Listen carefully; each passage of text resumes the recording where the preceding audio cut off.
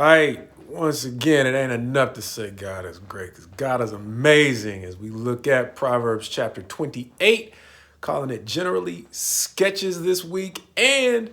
let's subtitle this one Righteousness because much like the last chapter seemed to be generally dedicated to wise counsel, this one seems to be generally dedicated to righteousness, even though some of our sub themes are going to appear still in this chapter. They are going to seem to be interwoven with that concept of righteousness, even when they do appear, maybe with a couple of exceptions. But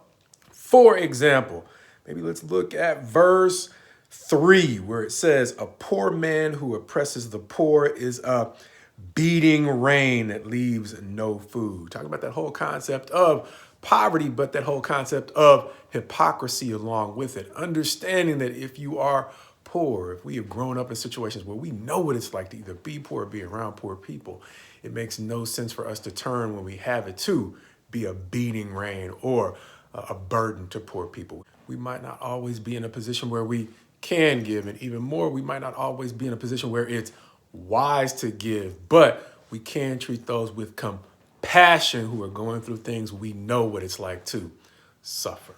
But as we look toward the end of the chapter, verse 26 will say, "Whoever trusts in his own mind is a fool, but he who walks in wisdom will be delivered." A proverb that seems to blend the concept of wisdom with the unrighteousness and pride, understanding that it seems to take a measure of pride to believe that our own minds can contain the things that we need to know, understanding that even in our own circle, there's so many things going on that are really beyond our understanding, not to mention the things that are going on in the world that are flat out beyond our comprehension. However,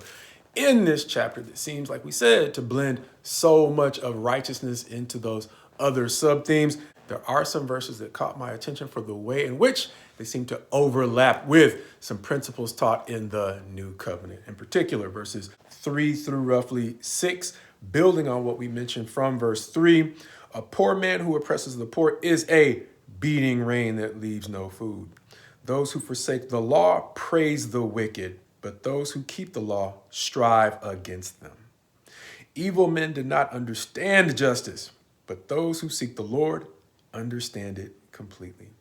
Better is a poor man who walks in his integrity than a rich man who is crooked in his ways." Reminding me once again that verse 3 really goes back to a principle that I saw in the life of Moses, one he is commended for in what some people call the Faith Hall of Fame in Hebrews chapter 11, where it talks about the way in which Moses, being born a Hebrew, but being perceived as an Egyptian, was not satisfied with enjoying the pleasures and the riches of Egypt when he saw the people of Israel struggling. And so he cast off his privilege in order to suffer with those who he was not willing to turn a blind eye towards. He was commended for that. Going on, though, the other portion that seemed to catch my attention because of its connection to the New Testament is verse 13, where it reads, "Whoever conceals his transgression will not prosper, but he who confesses and forsakes them will obtain